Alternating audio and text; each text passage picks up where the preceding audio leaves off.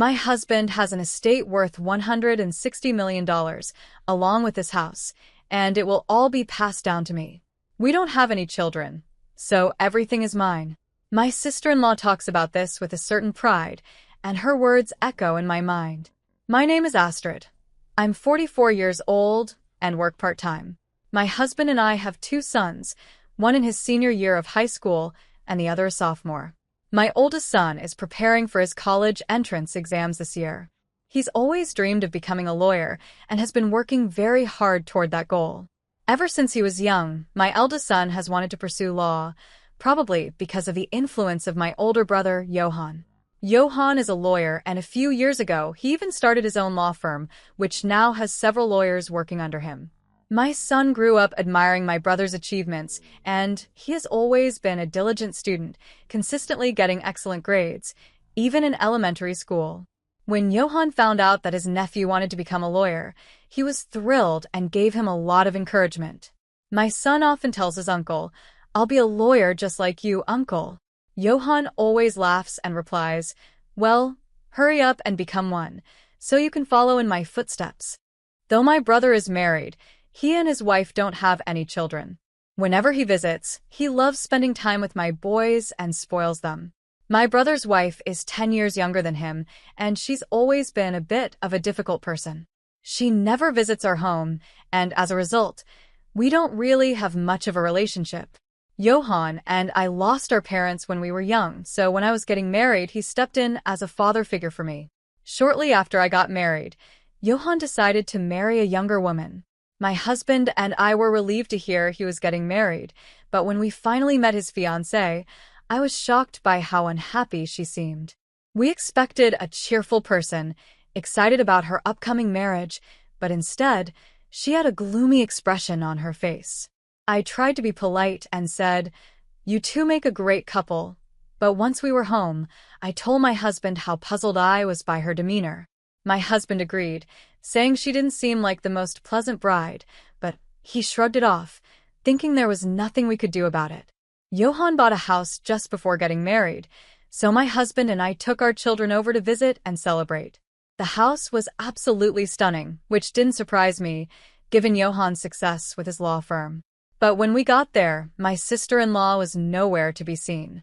My husband joked with Johan, asking if his wife had already left him. My husband was just teasing, but the look on Johan's face made us both uneasy. Johan explained that whenever something comes up, his wife goes back to her parents' house. That day, she was staying over because it was her mother's birthday. My husband's shoulders slumped, realizing his joke might have been in poor taste. Then, out of nowhere, Johan asked us something that caught us completely off guard. With a serious expression, he said, "If I can't have children, can I adopt one of yours?" I thought he was joking at first, but the look in his eyes told me he was dead serious. I didn't know how to respond, but my husband laughed and said, "Who knows what the future holds? We can talk about it if that time comes. If you really want one of our kids, you're welcome to adopt whichever you like." My husband clearly wasn't taking the request seriously, but I couldn't shake the unease I felt about the idea of adoption and, more importantly, about the state of Johan's marriage.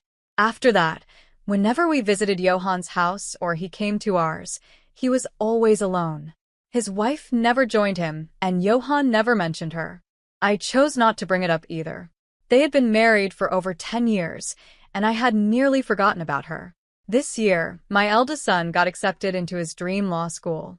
During a visit to celebrate this achievement, Johan brought up the idea of adoption again.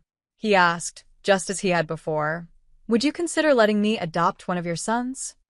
He and his wife hadn't been able to have children, so he was revisiting the question. The last time he mentioned it, they had just gotten married, and there didn't seem to be any urgency. But this time, Johan seemed more determined. My husband, still not taking it seriously, replied quickly, "Would you like our eldest son since he wants to be a lawyer?" My husband said it casually, but I was wary. This was a major, life-changing decision for our sons. Although they would be with Johan, their uncle, I couldn't help but worry about how my sister-in-law would treat a child who wasn't biologically hers. I couldn't help but feel uneasy, so I asked my brother, "Is your wife okay with the idea of adopting one of my sons?" He replied with a strained smile, "Don't worry about her. We've already talked it over." While it was somewhat reassuring to know they had discussed it, I still couldn't make a decision right away. I decided it would be best to talk it over with my two sons first. They were old enough to have a say in such a major decision, so I wanted to make sure they were comfortable with whatever choice we made.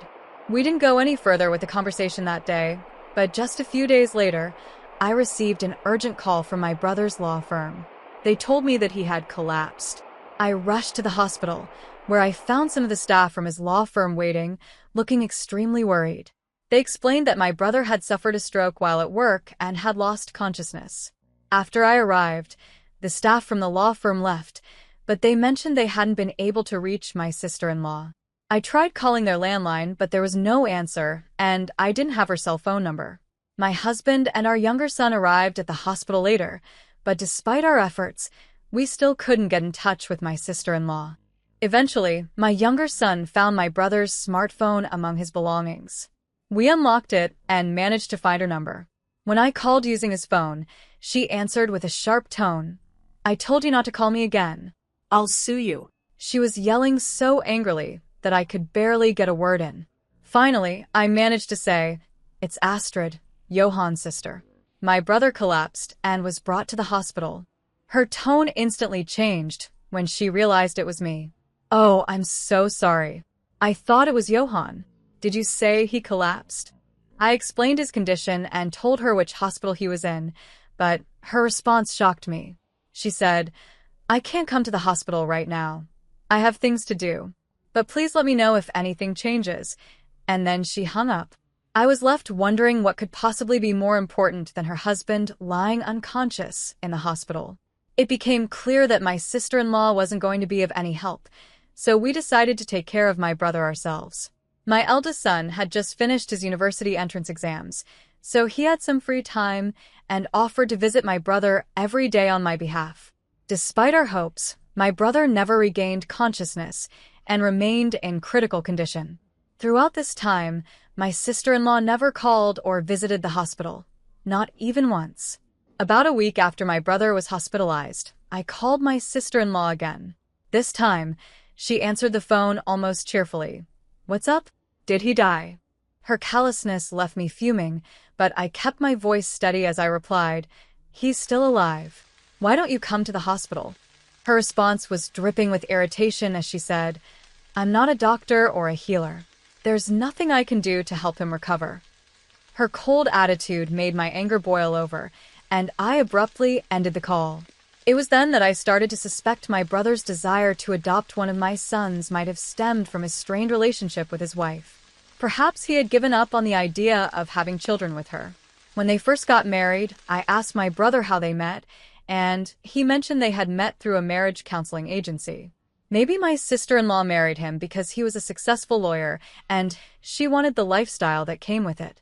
The thought made me even more upset, but when I shared my concerns with my husband, he said something even more disturbing. If Johan dies in this situation, his wife will inherit everything since they don't have any children. Maybe that's why he brought up the idea of adoption again when he came to celebrate our son's success. I couldn't shake the feeling that I should have made a decision back then, but now it was too late. After my brother's visit, I casually mentioned the adoption idea to my sons. To my surprise, my younger son was open to it. Unlike his older brother, he didn't have any specific goals in mind and seemed to think that being adopted by Johan might offer him an easy life.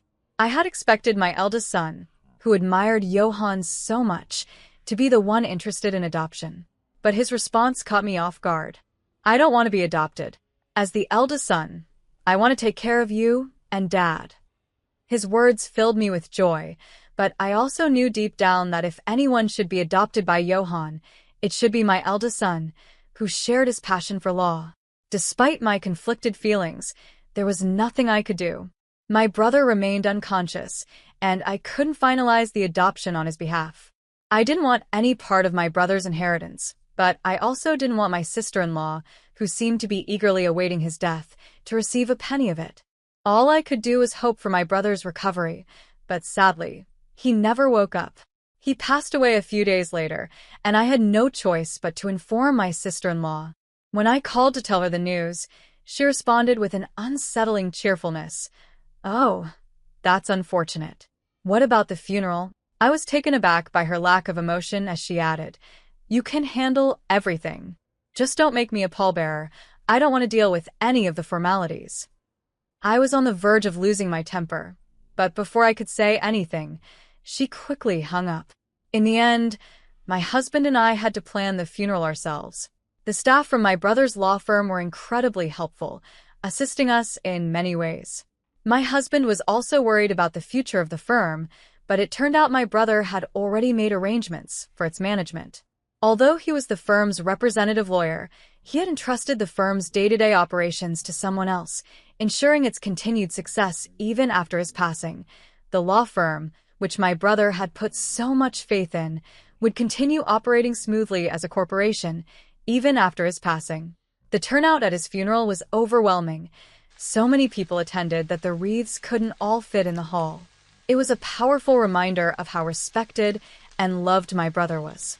My sons also helped out during the funeral, but I noticed that my second son seemed particularly frustrated when he saw the prominent figures in attendance, presidents of major corporations, politicians, and other influential people. He mumbled to himself, "I should have been adopted. I didn't realize how incredible Uncle was."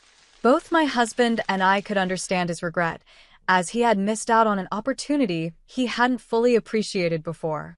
As I served as a pallbearer, I noticed that no one asked about my sister-in-law's absence. It was as though no one even knew she existed. My brother and his wife had never had a wedding. They had only gone on a honeymoon, so perhaps even some relatives hadn't been aware of their marriage. As I reflected on the situation, I couldn't help but wish that my brother had never married her. What was the point of a wife who didn't even attend her husband's funeral? I also regretted not allowing my brother to adopt my second son sooner, fearing that my sister-in-law would now claim everything my brother had worked for.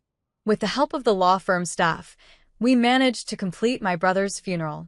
Afterward, I invited everyone to my brother's house for a meal as a way to thank them for their support.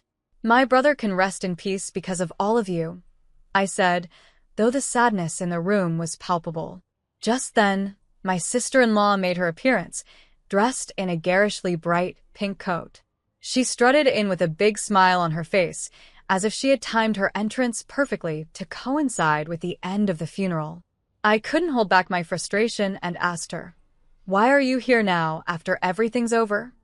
With a loud, almost triumphant voice that everyone could hear, she announced, "My husband's estate, worth $160 million, along with this house, will be passed down to me, his wife. Since we don't have any children, everything is mine." She seemed to be relishing the attention, but to our surprise, the staff from the law firm started laughing. We were all bewildered, not understanding why they found her statement amusing. My sister-in-law, visibly irritated, glared at them and snapped, "What exactly are you laughing about? You're so rude." One of the lawyers, still smirking, responded calmly, "We all know that you're officially divorced. We were aware of the terms of your divorce settlement the day before he collapsed." I was utterly shocked. "What? You were divorced?" I blurted out, unable to hide my disbelief. I looked at my sister-in-law, who had turned as white as a sheet. She was staring at the lawyers with a terrifying expression, her teeth clenched in anger. Another lawyer then chimed in, "Yes, and we also know that you were ordered to pay alimony as part of the divorce settlement. The divorce was a result of your affair, so it's only natural." My sister-in-law, glaring daggers at the lawyer who spoke, retorted, "I'm not required to pay alimony now, am I? There's no one left to pay." She tried to sound confident, but it was clear she was rattled. The lawyer, unfazed, quickly shot back, "Actually, the right to receive alimony is inherited. So, you'll have to pay it to Astrid, as she's now the inheritor." It was in that moment that I fully grasped the situation. I was my brother's sole heir. Since their divorce had been finalized and our parents were no longer alive, everything that had once belonged to my brother now passed to me. My sister-in-law's smugness vanished in an instant as the reality of her situation dawned on her. She was left speechless, no longer in control of the narrative she had so confidently presented just moments before. "So, it's just me left," I thought, as the weight of the situation fully sank in. My sister-in-law seemed to realize this too, and she looked at me with a mix of horror and desperation that made me take a step back. But even with the reality closing in on her, she wasn't ready to give up. She started yelling again, "Don't I get half of the estate now that the divorce is settled?" One of the lawyers, looking exasperated, responded, "Didn't Johann give you a substantial amount when the divorce was finalized? We have a receipt on record." He continued, "Also, the house he purchased before the marriage is not subject to property division." I couldn't help but take some satisfaction in watching her being calmly but firmly lectured by the lawyers. No matter what argument she tried to make, they had a response ready. At one point, she seemed to remember something and chuckled a bit as she said, "But there's the life insurance. I should still be the beneficiary." Her confidence in the midst of a losing battle was almost impressive. She explained that she had changed the beneficiary on Johann's life insurance policy to herself. However, the lawyer quickly shut that down as well. "Johann was meticulous," he said. "I believe he changed the beneficiary when the divorce was finalized. Curious, I searched through my brother's belongings and found the life insurance policy." As I was examining it, my sister-in-law snatched it from me and anxiously scanned the document. Her shoulders slumped in defeat as she handed it back to me. Sure enough, the beneficiary listed was me. Realizing that she was getting nowhere, my sister-in-law finally let her true feelings slip. "I married a lawyer because I thought he was wealthy," she shouted, "but all I got was a small settlement, and now I have to pay alimony." This was a huge mistake. With a grim expression, one of the lawyers responded. Johann felt the same way. He said he regretted ever going to that marriage counselor and considered it the biggest mistake of his life. My brother had never confided such thoughts to me, but it was clear he had been honest with his colleagues. With nothing left to say, my sister-in-law stormed out of my brother's house, leaving behind whatever dignity she might have had. In the days that followed, she was obligated to pay alimony in installments, but without a job, she was unable to do so. Desperate, she started looking for work, but her lack of experience and serious work ethic led her to quit every job almost immediately. She eventually re-registered with a marriage counseling agency in search of another wealthy man, hoping to make quick money by any means necessary. Her scheming didn't go unnoticed. She found a wealthy man and managed to swindle him out of some money, claiming she needed it for their marriage. However, the man quickly caught on to her deceit and reported her to the police. She was arrested for marriage fraud, and the lawyer from my brother's firm informed me of her fate. "To be honest, no alimony was ever paid to you," the lawyer admitted when I went to discuss the situation. He added, "Now that she's been apprehended, it's unlikely that you'll see any alimony payments in the foreseeable future." Alimony wasn't something I was particularly interested in anyway. What mattered more to me was seeing her face the consequences of her actions. I believed my brother would have wanted the same. I urged the police to investigate her thoroughly and to charge her with any other crimes they could uncover, so she would face the full weight of the law. After unexpectedly inheriting my brother's estate, my family moved into the house he had left behind. My husband and sons were thrilled to finally live in such a large, beautiful home after years of living in a cramped apartment. My eldest son threw himself into his law studies with even more determination, inspired by the events he had witnessed and the arguments between the lawyers and my sister-in-law. He admired the way they handled the situation and longed to become a great lawyer like his uncle, even though he was never formally adopted. As for my second son, he was the only one who seemed a bit disappointed. To be honest, he confessed with a half-joking smile, "I wish Uncle had adopted me so I could have inherited everything."